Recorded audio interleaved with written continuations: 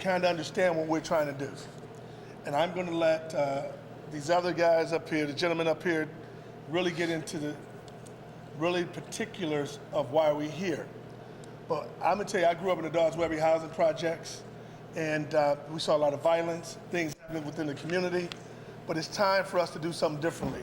A lot of times you hear these town hall meetings, everyone comes to the town hall meeting and they raise their concerns and things like that, and the next thing that happens, when you walk away, is nothing done. So every day you go back to the same town hall meeting, the same thing happens, nothing is done. And I know, and I'm not in your position, so I don't know how I feel to lose a loved one in a violent act. And I truly give you all my love and compassion for what has happened in your family. I got kids, and I can imagine losing one of my kids to a violent act.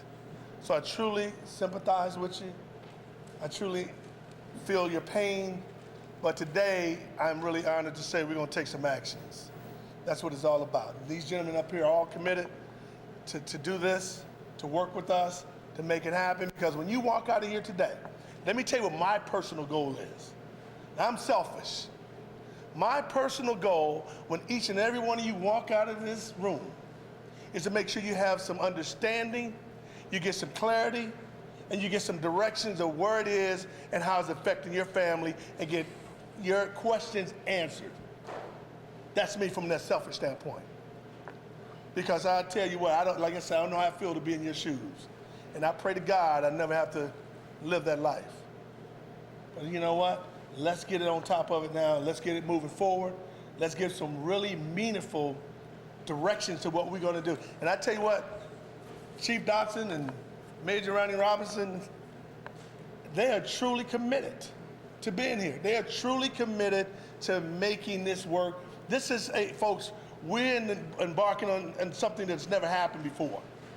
This is something that has never happened, that the police department, St. Louis Police Department, is giving their resources to these individual families who's lost someone to say, we're going to do all we can to give you answers, give you directions, tell you what we need, tell you where we are.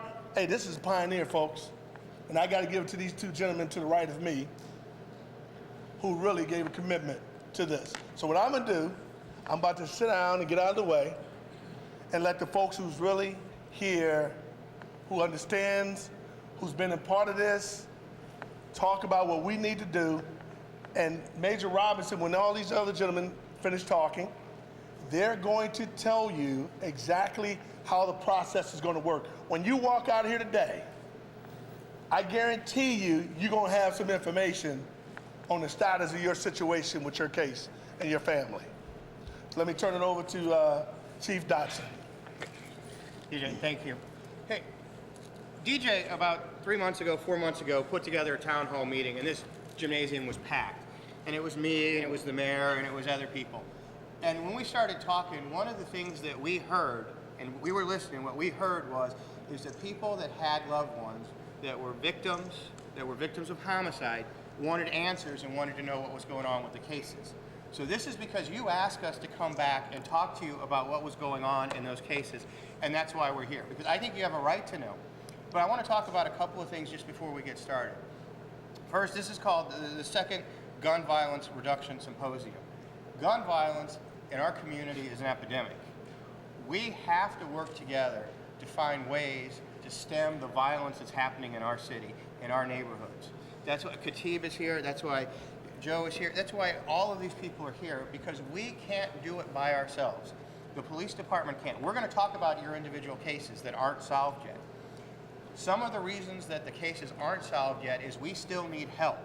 We need witnesses, we need people that know stuff to come forward, and as you find out what we know, maybe you know something that we don't, or somebody that knows something that can help us. You've got Ronnie Robinson, who is the major of all of North St. Louis. You've got John Green, who's the lieutenant, the commander of our homicide division.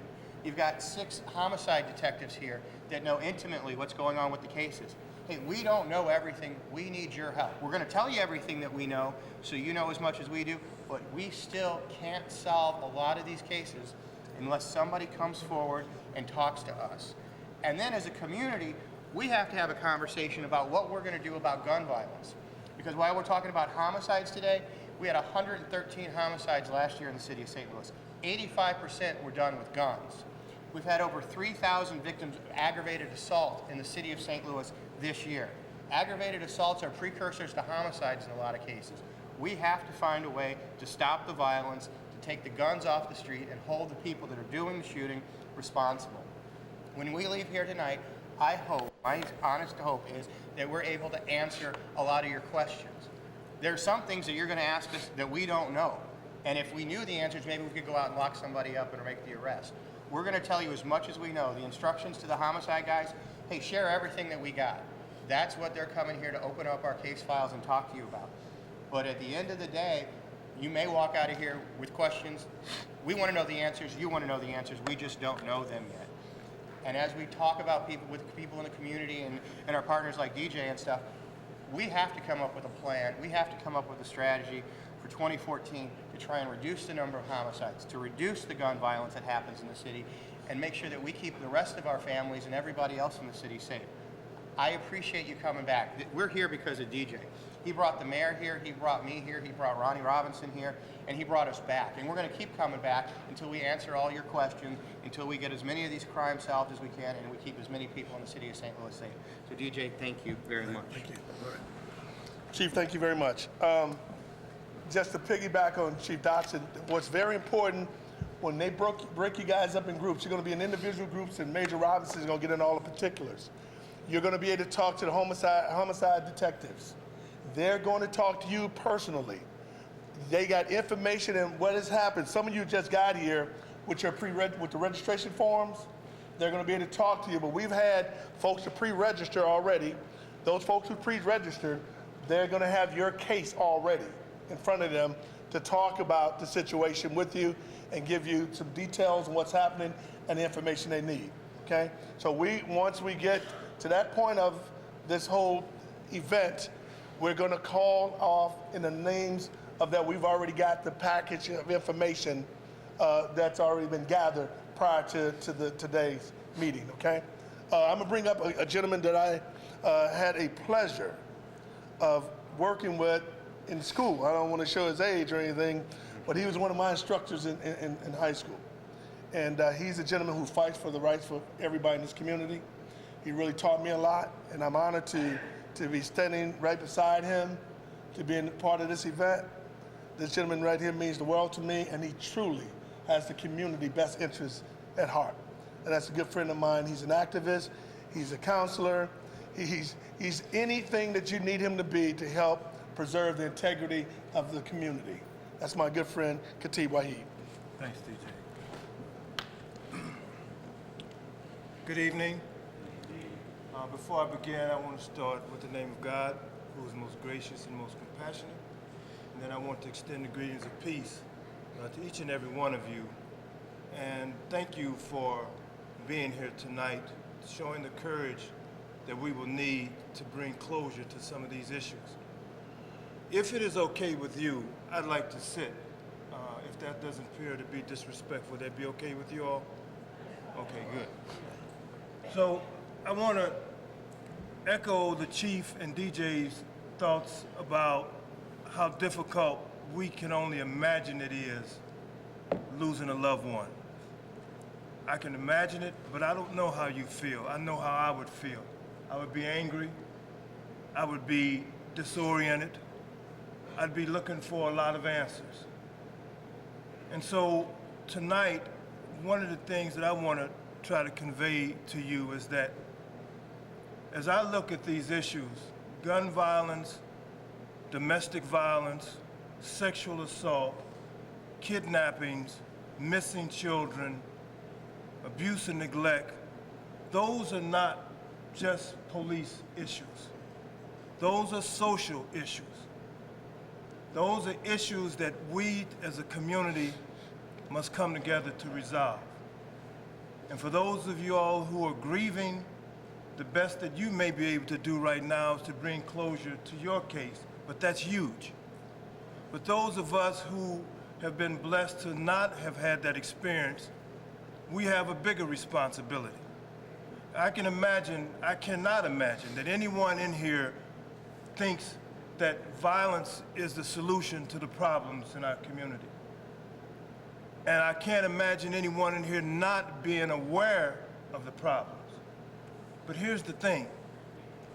As a community, if we don't agree with those kinds of efforts to resolve issues, and if we are aware that they're happening, but if we're not working on a daily basis to resolve it, to make it better, then our lack of action is making it possible for those things to continue. Now, I don't mean to sound harsh or disrespectful, because getting involved is not an easy thing. And one of the things that I think about is in this last year, on a national scale, there were 4 major assaults on large groups of people and children in this country. In July, it was in Aurora, Colorado at a movie theater. I think in August, it was in Wisconsin at a Sikh temple. In September, it was at a place of work. And then in December, folks will be commemorating that event, that tragedy in Sunnybrook at the elementary school in Newtown, Connecticut. And when those children, and when those teachers, and when those innocent people were slaughtered, our nation rose up with support. Our nation rose up with an expression of caring. And all kinds of services and efforts were put into place to help resolve that. And it should have been done. And it was done. Our children, your children, deserve the same thing. But it will take us stepping up to the plate. Now, there is no silver bullet. There is no single solution to these very complex issues. A lot of us may wish that it was, but it is not. It ranges from anywhere from poverty and problems with parenting to lack of funding and lack of police and schools and adequate teaching and jobs and everything in between. But there's a role that we hope you will continue to agree to fulfill.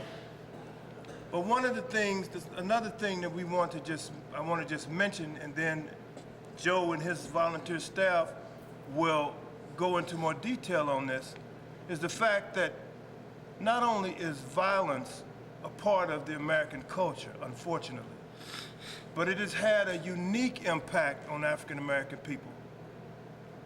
And when a person witnesses violence, when they've been a victim of violence, or when a loved one has been a victim of violence, or someone they know, that's trauma.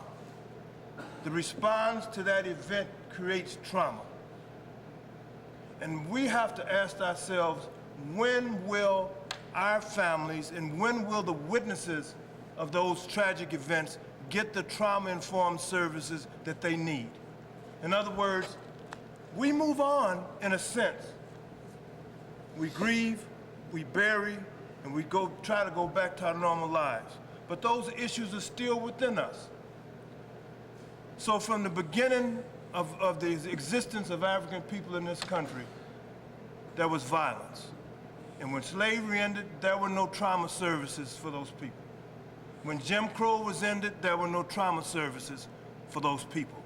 And today, as we see ourselves committing more crimes against each other, there's still no trauma services.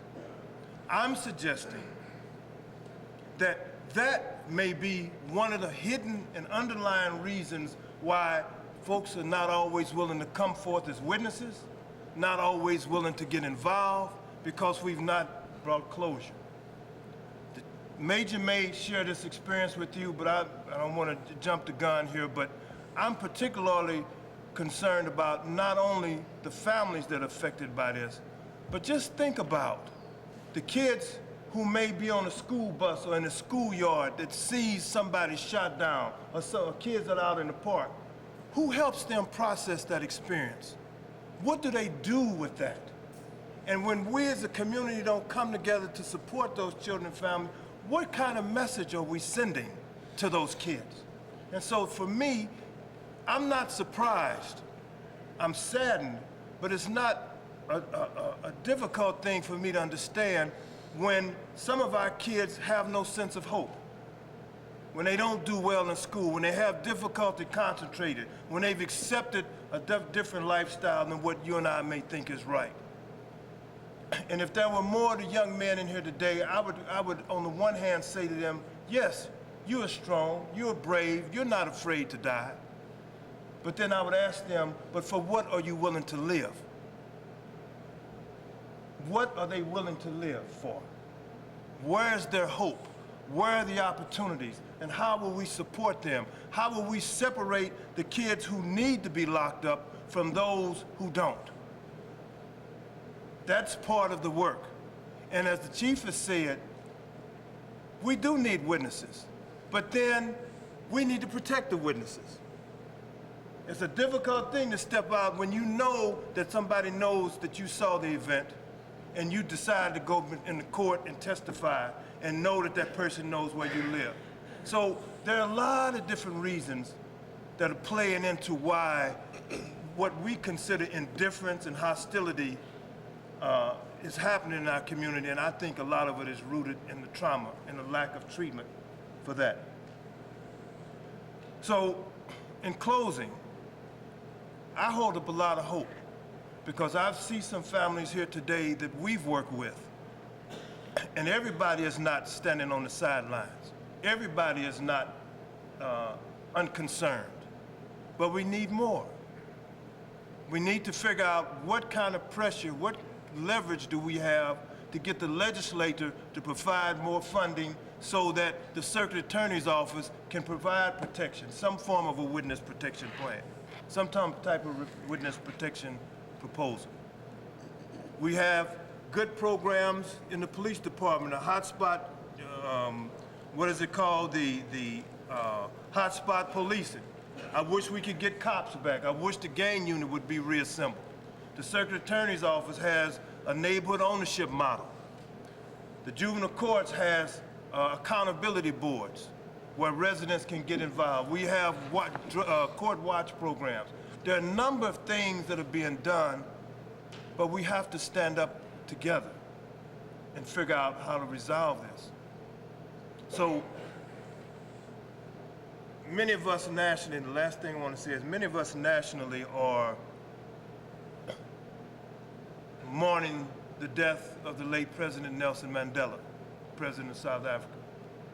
And he was quoted one time as having said, "Strong communities and great leaders are guided by their hopes, not by their fears."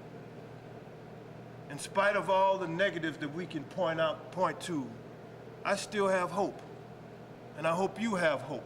And I hope you will leave here this evening with the greatest sense of hope, even though we know that what we're proposing is only going to be a small piece of the resolution of some of these issues, but it's a step forward. So I want to stop now, and I want to introduce Joe Yancey, who's the CEO of Places for People, which does some really important work with respect to counseling and therapy and those kinds of things for children and families. And he will explain to you in more detail what some of the signs and symptoms of trauma are. And hopefully he will be able to convey to you the thought that the stigma that's associated with getting help for these kind of issues is a stigma. We need to move past that. You're not weak because you need to get and seek out some help for these kinds of things. It's a sign of strength to say, yes, I'm strong, but I could be stronger if I could get some more help. If I can get somebody to help me figure out how this is affecting me, how it is limiting me in my efforts to build a stronger and safer community. So, God bless you. Thank you for being here. Joe Yancey. Hey, excuse me, Joe, before you get started, I saw some families come in. Do you have these registration forms on you? Do you have one over there? They kept it outside? Okay, what I'm going to do, I'm going to get up and I'm going to walk out because I'm going to get the detectives in their positions so when they come and talk to the individual families in the particular rooms, okay? So thank you very much, and I will see you guys Thank you for your time. They still need you to call out and see if you'll bring What we're gonna do, I'm gonna come back after I get the detectives situated. We're gonna call the names, and then I'm gonna take you, we'll have someone escorting you to the various rooms where those detectives are. And it's gonna be you and them talking about whatever the dynamics of the cases are. And it's just a private situation with you guys. So thank you. Excuse me.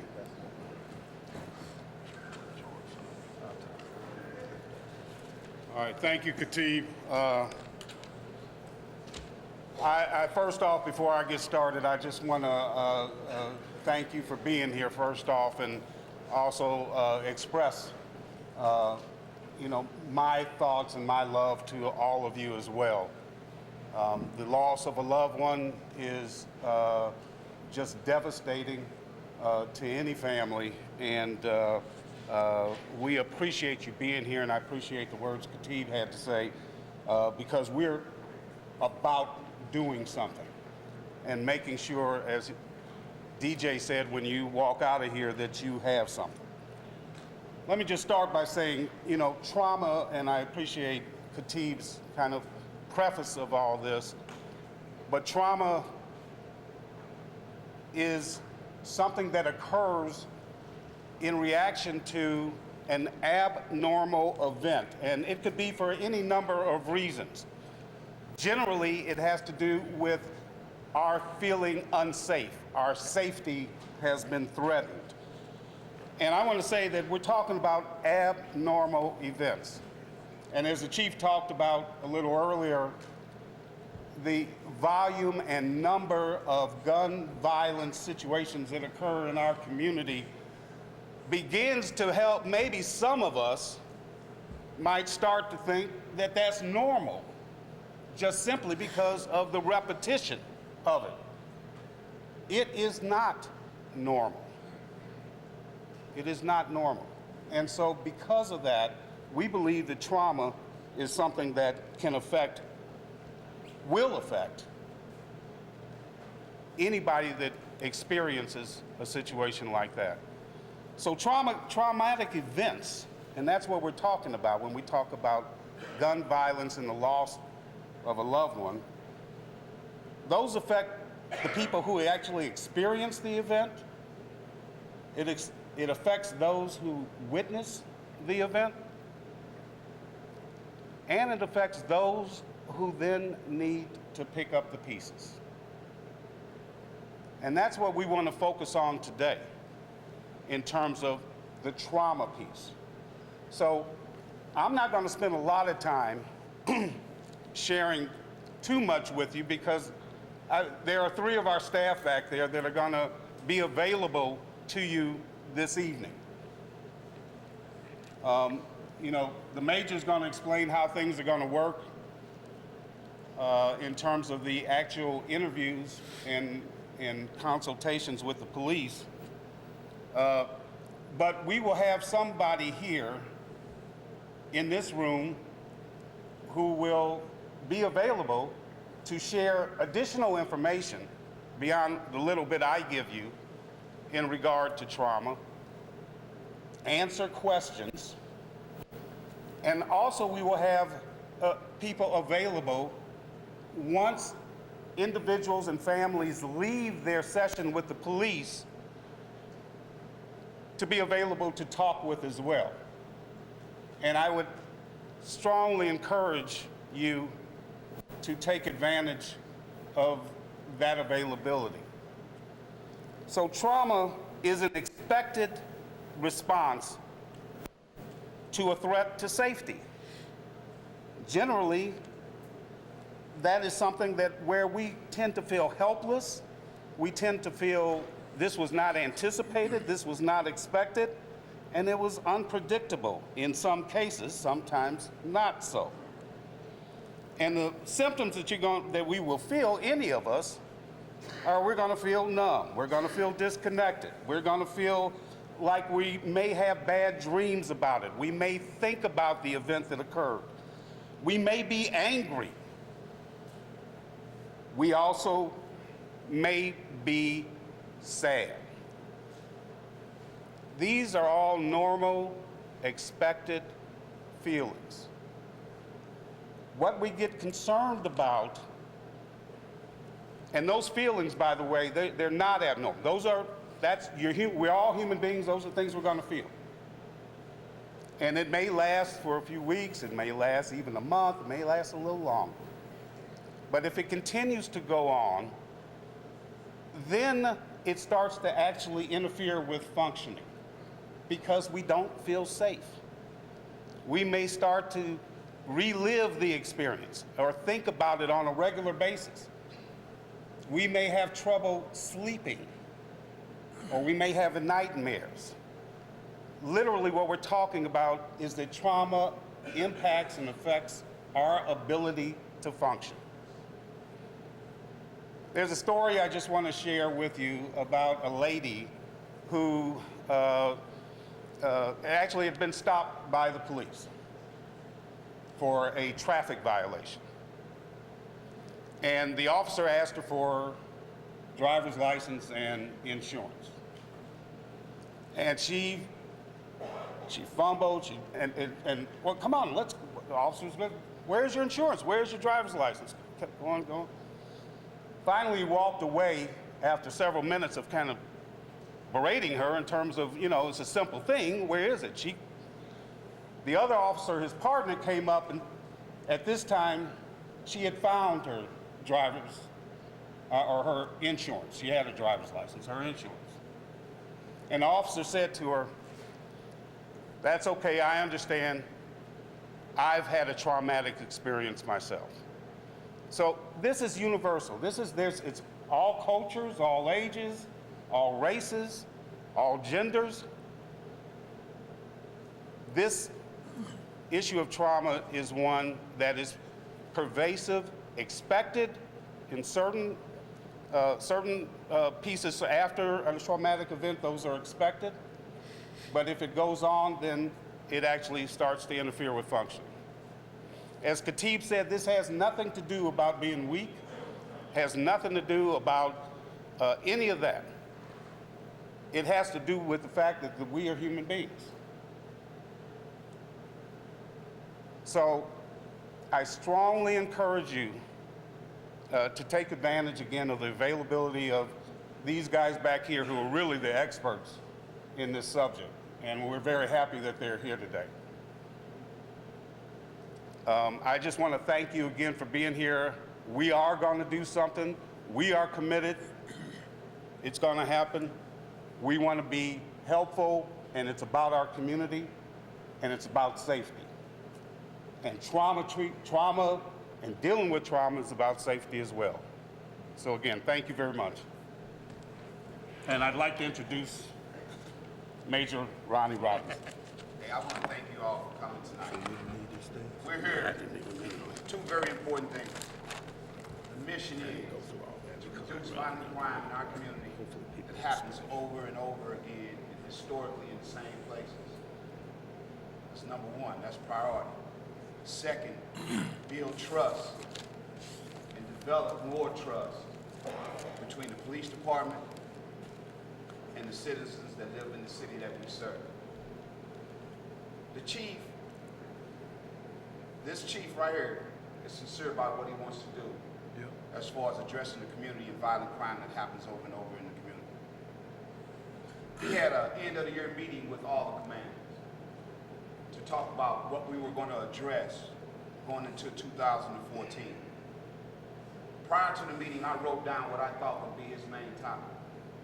When I sat in his office, he said, "Ronnie, we got to do something to stop the violent crime." I showed him my notebook, and it said, "Stop the violent crime." We're serious about this. Hopefully it's something that's sustainable, and we will do something each and every month, and we will give you outlets and connections to help you as far as how you feel it, questions and answers that you need to know about, and addressing not just yourselves, but the other people in your family, and most importantly, our kids and our children that are growing up amongst individuals that apply pressure to them every day. Pressure. So much pressure to the point that it sometimes adds up to fear. that our children live and walk in every day. Every day. For 24 years, I've served this community. And my focus has been violent crime. I was a gang unit supervisor for 7 years. So I work with a lot of adolescents and pre-adolescents to try to stop recruitment, growth, and just the criminal mindset, gangster mentality that our kids develop because of pressure. Or that people, sometimes the kids are looking for an extended family because the situation at home is so bad that it's not conducive to anything positive in their lives, and they look for extensions, something to belong to, or somebody to look up to, or somebody to trust. And a lot of times it's negativity that they're lured into. So I understand the nature of what's going on, but what do we do to try to stop it? We arrest people all the time. We arrest people all the time. And that's not the answer because it continues to happen. So we're looking for a holistic approach to try to deal with the problems that are happening and help, and reach out and help. So I get permission for the chief to reach out. I reach out to Kati Wahid. He's been doing this for years. He's a doctor, highly educated, travel across the country, consulting. Right here in St. Louis, a resource very valuable to what we're trying to do. Joe Yancey, the CEO of Places for People on Lendl, that deal with people that suffer from traumatic events all the time, day in, day out. That's his profession. And he's brought other professionals here to provide free service that hopefully will grow and continue. Give you the answers. I know you suffer. I've lost loved one. I know you're suffering. So hopefully this will be sustainable. It's an act that will continue, and we're not just talking about it, we're doing something about it. And that's what we're trying to get to. I know you're ready to talk to these detectives and the homicide division, and they're here. So what we're gonna do, we're gonna bring them in, they're here right now, and break up the family so you can talk about your case. Everything is confidential. Confidentiality is important and key for this to gain trust and build trust and develop, hopefully develop solutions, resolution, and closure for you. Hopefully solve some cases. And hopefully we start to the point where we give the children of the community the service that they need. I'm gonna tell you a story. I grew up in what they call a horseshoe, in the 5500 block of Hebron, Belt. I moved into that community as a little boy. No big brothers, I'm the oldest in my family. I went to Gunlock Elementary School, Langston Middle School. The first day I went to school, I was traumatized. I was in the 2nd grade, I was traumatized by a kid in the 4th grade. He told me, hey man, I got 50 cents for lunch. You know, they used to give us those little tabs for lunch back then, with a circle on it and a number on it. Right. He said, man, how much money you got? I didn't know. I pulled my money out, he took it from me. Robbed me right there in the schoolyard. Next day I come to school, he punches me. Takes my money again. I don't know what to do. I don't have no big brothers. I don't have any friends in the school. So every time I see this kid, I'm running away from him. He's bigger than me, older than me. After school, he traumatized me so much at school, he tells me after school, I'm kicking your butt after school. Fear. Fear changes behavior. You know what I did? I started altering my route from school and back home to get to and from school. Walking and taking a route that would take me all the way up to Natural Bridge, go all the way down Natural Bridge, and come back down Belt to get to Hebron to my house. Because I was scared. And I was scared and I didn't know who to tell, and I was ashamed that I was scared. I felt like I was weak because I was scared. Pressure and fear changes behavior. He continued to traumatize me till one day he caught me in an alley. And the kids, you know how kids say, oh, Calvin gonna get you. He gonna beat Ronnie up after school. He gonna get it, Calvin gonna get it. So I tried to alter my route. Somehow he found out which way I was going home from school and he caught me in the alley and was about 6 or 7 kids with him to watch the fight, excited about it. I had nowhere to go. I was pushed into a corner, so I fought back. I lucked up and got a good punch, hit him in his nose, busted it, saw the blood. Oh, I got brave then. He still beat me up though. But I fought back, and from that day on, I stopped letting him scare me and make me go. I fought back, and I felt good about myself that I fought back. And that's what we got to do. That's what our community has to do. We have to fight back. We can no longer live in the conditions that we live in and not fight back. We got to let that fear go, and y'all get help from us.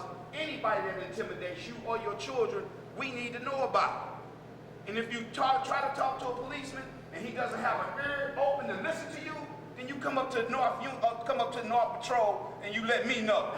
Or you let a supervisor know that you're not getting the service that you need. And I'm gonna let the chief know, and he ain't standing for it. We have got to do something to stop violence that's happening over and over in our community. We've got to stop it. We're gonna focus on it, and we're gonna do something about it. Lieutenant Green? The DJ? Yeah, can you get Lieutenant Green so we can get started? We'll break off. Hey, Ronnie, acknowledge Alderman Williamson, Wally. Huh?